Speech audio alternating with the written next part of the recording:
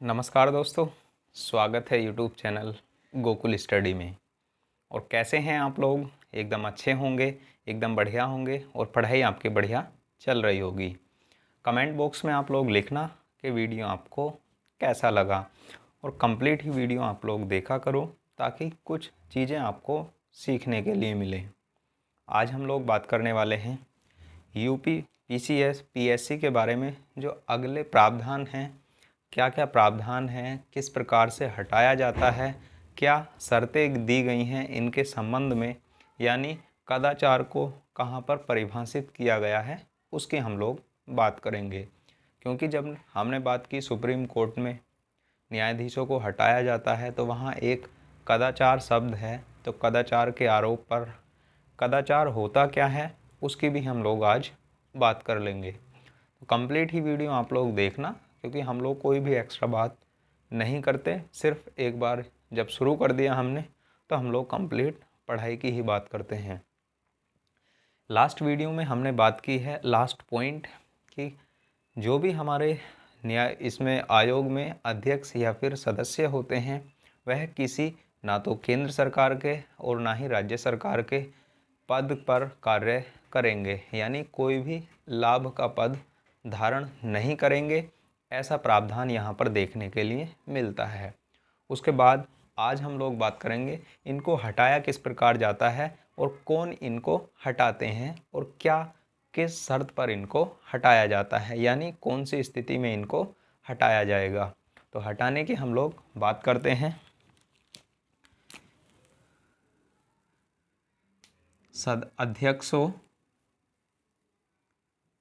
अध्यक्षों व सदस्यों को हटाना यानी किस प्रकार हटाया जाएगा उसके बारे में प्रावधान देखने के लिए मिलता है। आर्टिकल नंबर 317 आप लोग देखोगे, अनुच्छेद 317, तो वहाँ पर इनको हटाने के बारे में प्रावधान किया गया है। और क्या प्रावधान देखने के लिए मिलता है? तो प्रावधान देखने के लिए मिलता है इनको कदाचार के आरोप पर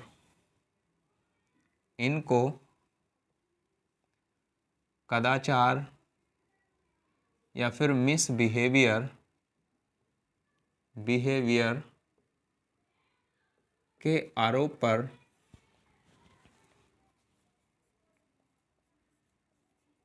पर हटाया जाता है। ऐसा प्रावधान यहाँ देखने के लिए मिलता है।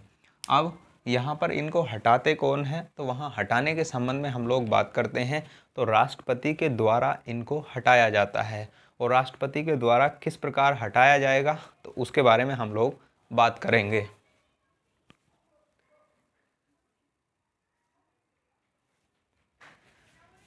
तो राष्ट्रपति के द्वारा हटाने के संबंध में है कि इनको राष्ट्रपति के द्वारा हटाया जाएगा। और राष्ट्रपति हटाते किस आधार पर हैं? तो कदाचार के आरोप पर इनको हटाते हैं और उच्चतम न्यायालय से जांच करवाने के बाद ही राष्ट्रपति इनको हटाते हैं। ऐसा प्रावधान देखने के लिए मिलता है, यानी राष्ट्रपति उच्चतम न्यायालय से जांच करवाएंगे और उसके बाद इनको हटाया जाएगा।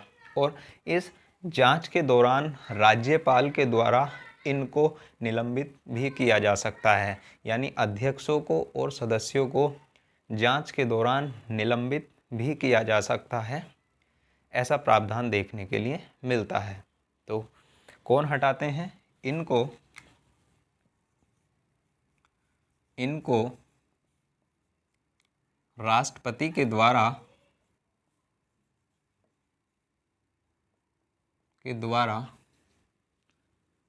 उच्चतम न्यायालय से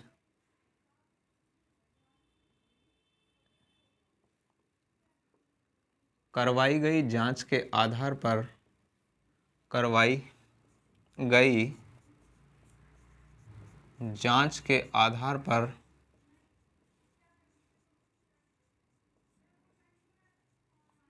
हटाया जाता है।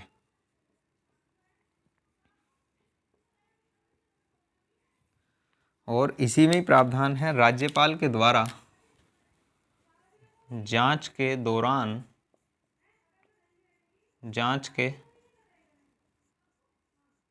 जांच के दौरान राज्यपाल इनको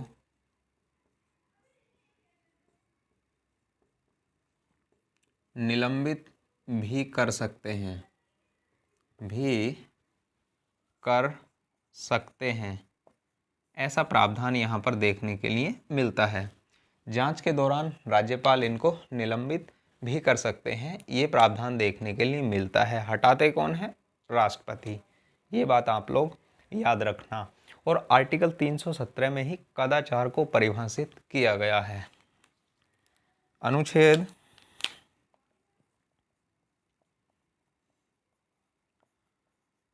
317 में ही कदाचार शब्द को परिभाषित किया गया है।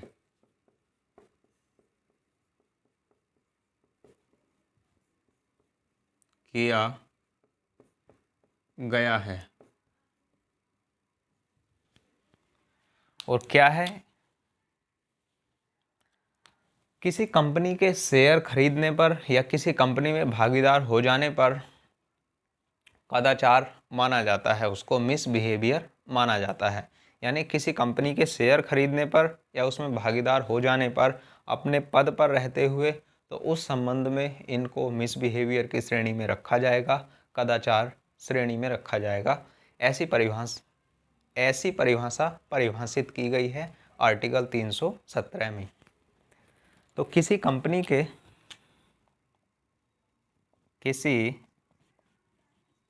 के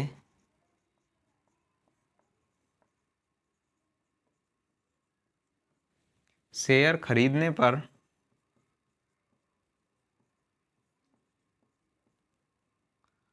मिसबिहेवियर की श्रेणी में रखा जाएगा। ये प्रावधान यहाँ पर देखने के लिए मिलता है। इस प्रकार इनको हटाया जाता है। और मिसबिहेवियर क्या है ये मैंने आपको बताया। कदाचार होता क्या है उसके बारे में हमने बात की, इस बात को आप लोग याद रखना। अब हम लोग बात करेंगे आयोग के कार्य कि आयोग करता क्या है, इसके कार्य क्या होते हैं, उसके बारे में हम लोग बात करेंगे। फिर वेतन भत्ते कहाँ से मिलते हैं उसकी बात कर लेंगे। स्क्रीनशॉट आप लोग लीजिए इसका।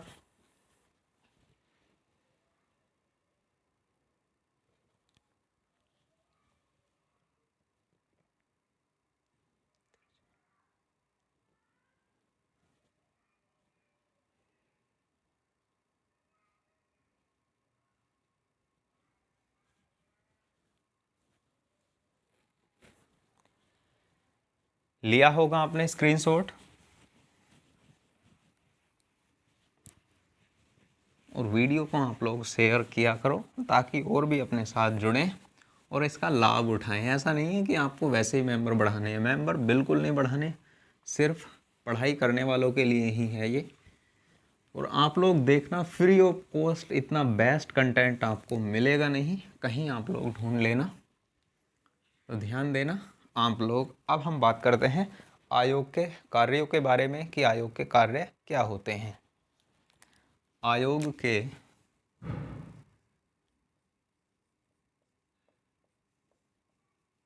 के कार्य,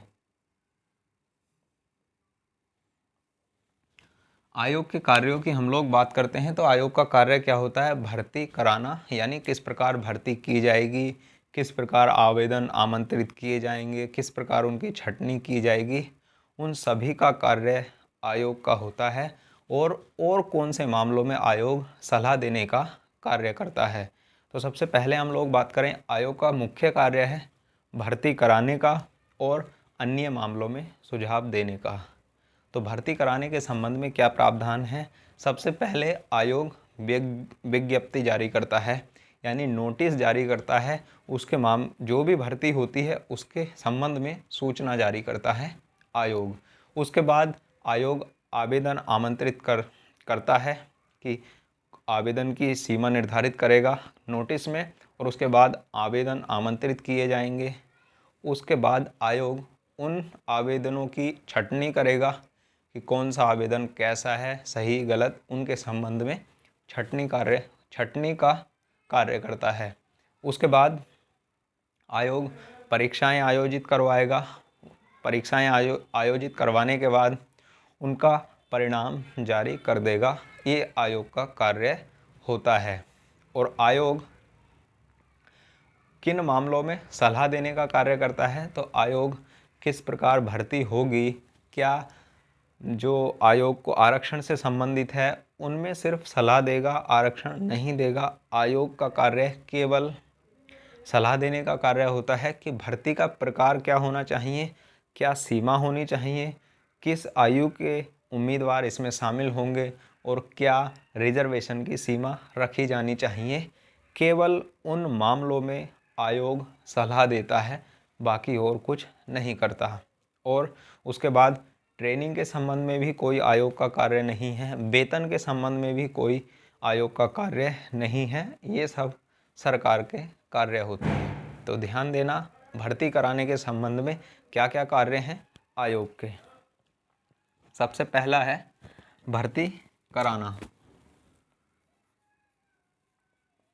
भर्ती कराना और उनके संबंध में भर्ती कराना या फिर करना। और पहला पॉइंट क्या है, सबसे पहला पॉइंट है आयोग के द्वारा विज्ञप्ति जारी की जाती है। विज्ञप्ति जारी की जाती है। उसके बाद हम लोग यहाँ पर बात करें, आयोग आवेदन आमंत्रित करता है। आवेदन आमंत्रित करता है। और उसके बाद की हम लोग यहाँ पर बात करें, आयोग आवेदनों की छँटनी करता है। छँटनी करता है, ऐसा प्रावधान यहाँ पर देखने के लिए मिलता है। और उसके बाद आयोग परीक्षाएं आयोजित करवाता है। आयोग परीक्षाएं आयोजित करवाता है।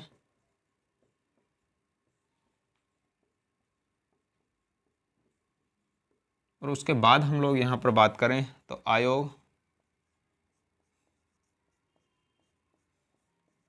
परीक्षा का परिणाम जारी करता है, यानी रिजल्ट जारी करता है। जारी करता है, ऐसा प्रावधान यहाँ पर देखने के लिए मिलता है। भर्ती कराने के संबंध में ये कार्य होते हैं आयोग के। उसके बाद आयोग किन मामलों में सलाह देने का कार्य करता है उसके हम लोग बात करते हैं। तो आयोग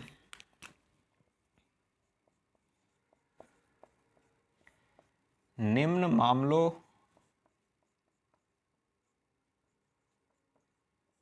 में सलाह देने का कार्य करता है। सलाह देने का कार्य करता है।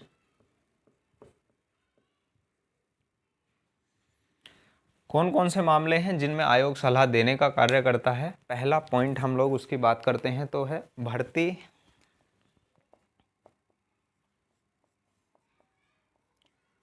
करने के तरीके।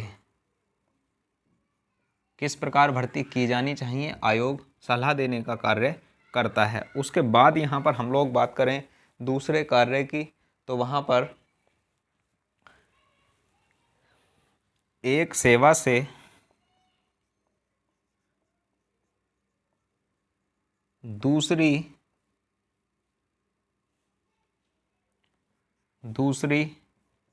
सेवा में स्थानांतरण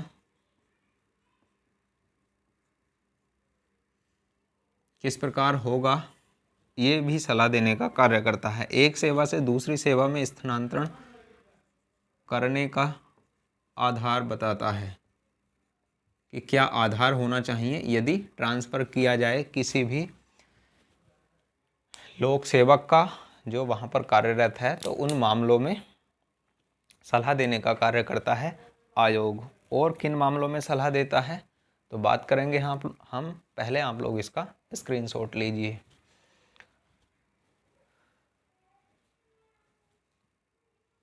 और यहाँ पर आप लोग एक पॉइंट भी ऐड करना चाहो तो आप लोग कर सकते हैं। आयोग आवेदनों की छँटनी करने के बाद आयोग समय सारणी जारी करता है, उसके बाद परीक्षाएं आयोजित करवाता है। तो यहाँ पर लिखना चाहो तो आप लोग लिख लेना कि यहाँ पर आयोग समय सारणी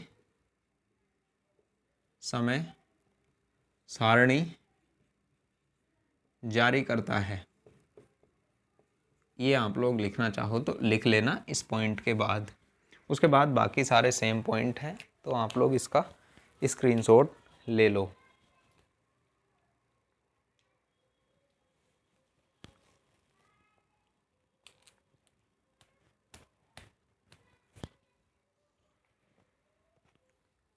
लिया होगा आपने स्क्रीनशॉट।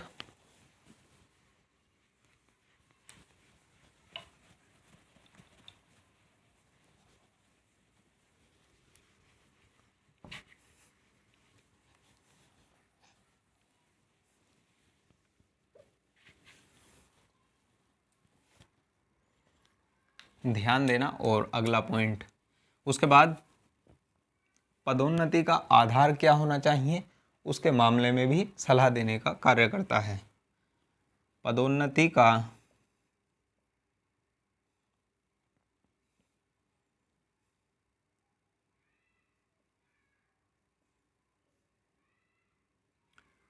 पद ऐसे लिखो, पद उन्नति का आधार क्या होगा, इस मामले पर सलाह देता है। ये प्रावधान यहाँ पर देखने के लिए मिलता है। उसके बाद फोर्थ है, अनुशासनात्मक की प्रक्रिया या कार्यवाही क्या होनी चाहिए, उस मामलों में भी सलाह देता है। अनुशासनात्मक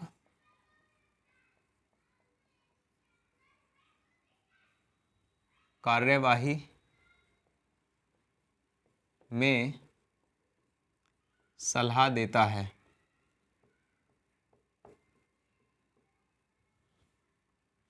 उसके बाद हम लोग यहाँ पर बात करें 5 नंबर पॉइंट की, तो 5 नंबर पॉइंट है कि कोई भी अधिकारी ऐसा है कि वो भ्रष्टाचार में लिप्त है, उस संबंध में जो भी उससे उगाही करनी है या फिर उससे जो प्राप्त करना है, वो क्या उसके द्वारा जो भी भ्रष्टाचार से संबंधित आरोप हैं, क्या क्या किस प्रकार से उससे उगाही की जाएगी, उसके संबंध में भी सलाह देने का कार्य आयोग का ही होता है।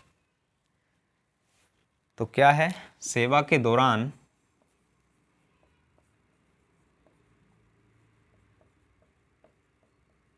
दौरान हुए नुकसान की क्षतिपूर्ति के लिए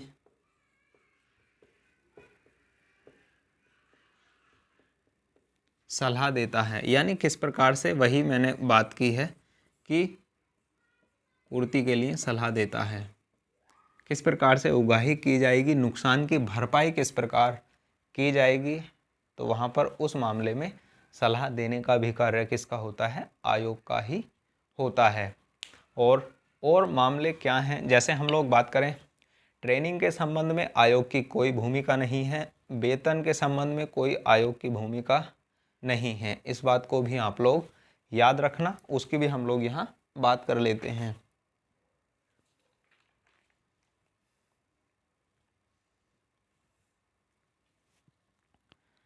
तो क्या क्या है, प्रशिक्षण या फिर ट्रेनिंग जिसको बोलते हैं, प्रशिक्षण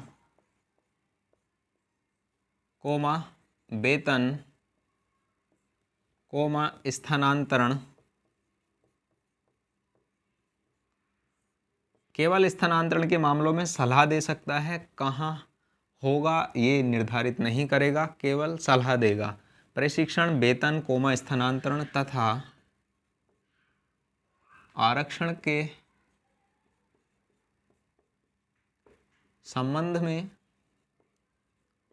संबंध में आयोग की कोई भूमिका नहीं है, कोई भूमिका नहीं है। इस बात को आप लोग याद रखना, इसमें कोई इसका इन्वॉल्व नहीं है, आयोग कहीं इन्वॉल्व नहीं होता इनके संबंध में।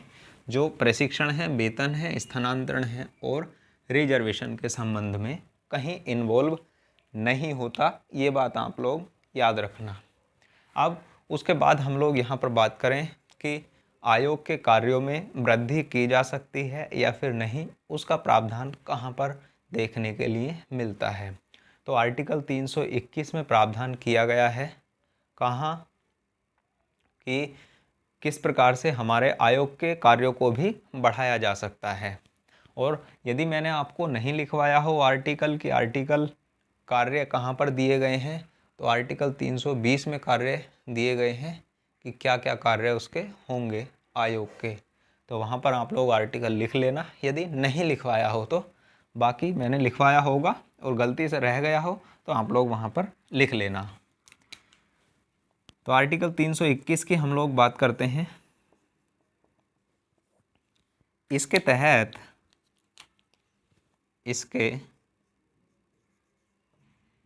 तहत आयोग के कार्यों में वृद्धि की जा सकती है,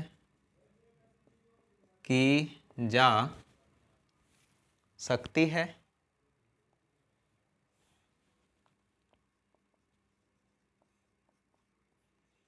और कार्य ऐसा करेगा कौन, इनके आयोग के संबंध में वृद्धि कौन कर सकता है, तो राज्य विधानमंडल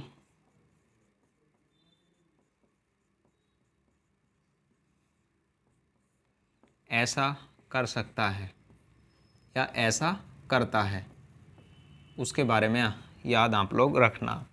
और यदि आयोग के कार्यों में कमी करनी है तो राज्यपाल के द्वारा आयोग के कार्यों में कमी की जा सकती है, लेकिन उन कमियों को बताने के लिए राज्यपाल को उस प्रस्ताव को कहाँ पर रखना होगा, विधानमंडल में कम से कम 14 दिन तक वहाँ पर रखना होगा यदि आयोग के कार्यों में कमी लानी है तो। और उसके संबंध में कमी कौन कर सकते हैं, राज्यपाल के द्वारा प्रस्ताव लाकर विधानमंडल में उसको रखवाएंगे, और कमी करनी है तो राज्य विधानमंडल ही ऐसा करेगा। इस बात को आप लोग याद रखना, इसका आप लोग स्क्रीनशॉट लीजिए पहले।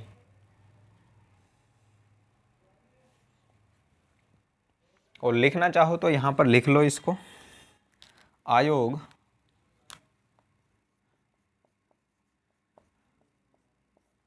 के कार्यों में कमी लाने के लिए राज्यपाल नियम बना सकते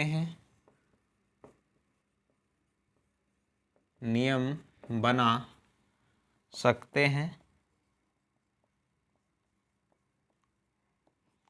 लेकिन उनको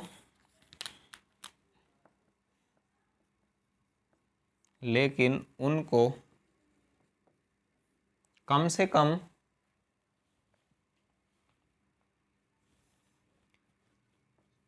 कम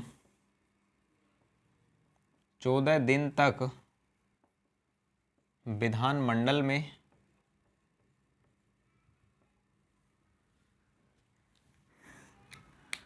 रखवाना होगा।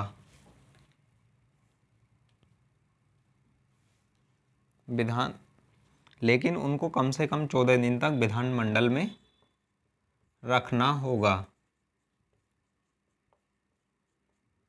तो आधार कानून तो बना सकते हैं राज्यपाल, लेकिन वहाँ विधानमंडल की सहमति होना आवश्यक है उसके संबंध में। तो आप लोग इसका स्क्रीनशॉट लीजिए। फिर हम लोग बात करते हैं इनके वेतन के संबंध में।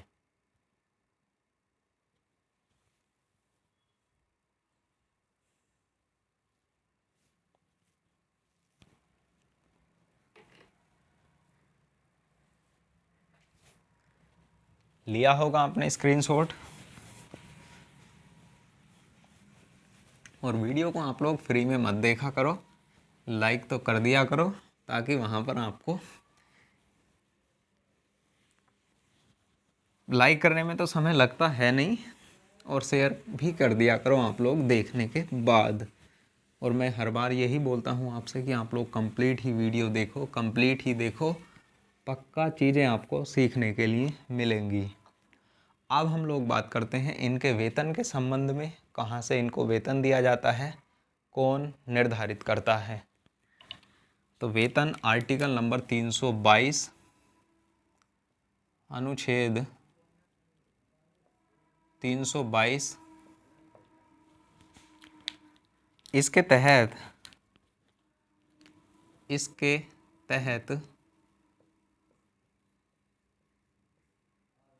इसके तहत आयोग के अध्यक्ष व सदस्यों को वेतन राज्य की संचित निधि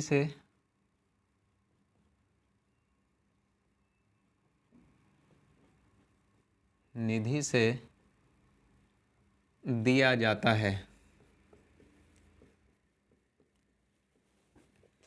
और यदि हम लोग बात करते हैं यूपीएससी के अध्यक्ष और सदस्यों को, ये हम बात कर रहे हैं यूपीपीएससी के, और यूपीएससी के सदस्यों और अध्यक्षों की हम लोग बात करते हैं तो उनको वेतन भारत की संचित निधि से दिया जाएगा। इस बात को आप लोग याद रखना। और यूपीपीएससी के सदस्यों को वेतन राज्य की संचित निधि से दिया जाता है, और पद पर रहते हुए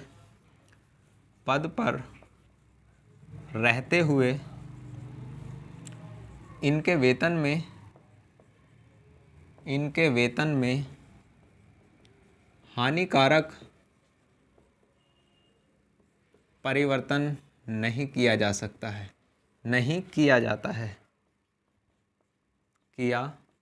है। और हानिकारक परिवर्तन का मतलब है इनके वेतन को कम नहीं किया जाएगा, बढ़ाया जरूर जा सकता है। यदि कोई सदस्य या अध्यक्ष पद पर है तो उसके वेतन को कम नहीं किया जाएगा। ये प्रावधान यहाँ पर देखने के लिए मिलता है। और उसके बाद आर्टिकल 323 की हम लोग बात करते हैं। तो आर्टिकल 323 के तहत राज्यपाल को यह अपना प्रतिवेदन सौंपते हैं आयोग के अध्यक्ष व सदस्य।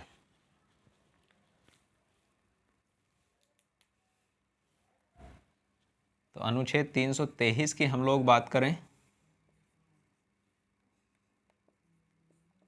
अनुच्छेद 323 इसके तहत आयोग अपना वार्षिक प्रतिवेदन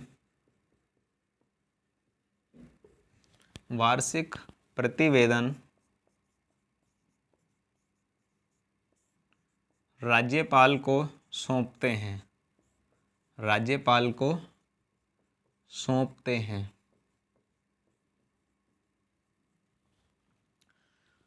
ये प्रावधान यहाँ आर्टिकल 323 में देखने के लिए मिलता है।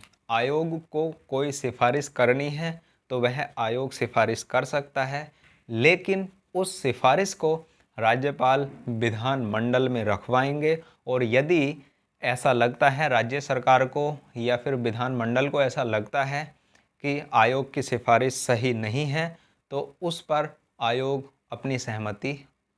विधानमंडल अपनी सहमति आयोग को नहीं देगा।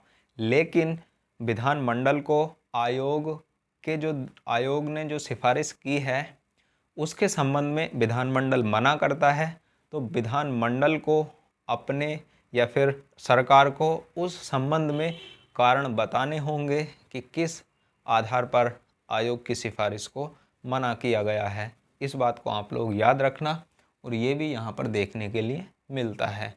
तो लिखना चाहो तो आप लोग वहाँ पर लिख लेना, क्या आयोग अपनी सिफारिश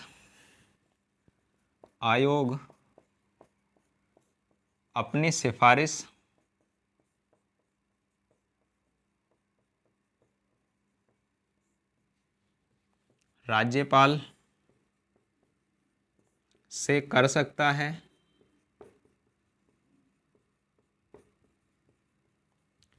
लेकिन राज्यपाल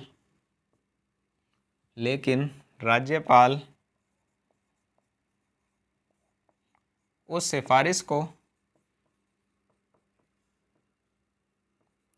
सिफारिश को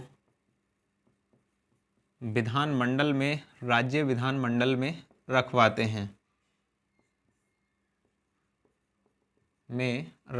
हैं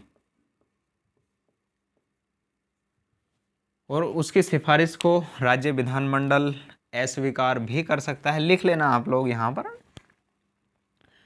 राज्य विधानमंडल आयोग की सिफारिश को मना भी कर सकता है, लेकिन मना करने के आधार उसको बताने होंगे, सरकार को विधानमंडल में बताने होंगे कि आयोग की सिफारिश को क्यों नहीं माना जा रहा। तो ये प्रावधान था किसके बारे में, यूपी पीएससी के बारे में। कैसा लगा वीडियो आपको कमेंट में आप लोग लिखना, और आपको लगता है क्वालिटी बेस्ट है तो आप लोग इसको शेयर करना। तो पढ़ते रहना, मस्त रहना, ज़बरदस्त रहना। Thank you, all the best. मिलते हैं फिर नेक्स्ट वीडियो में, और नए टॉपिक के साथ आरटीआई के बारे में हम लोग पढ़ेंगे। सूचना का अधिकार क्या है, सबसे पहले कब प्रावधान इसका किया गया। तो मिलते हैं फिर नेक्स्ट वीडियो में। Thank you.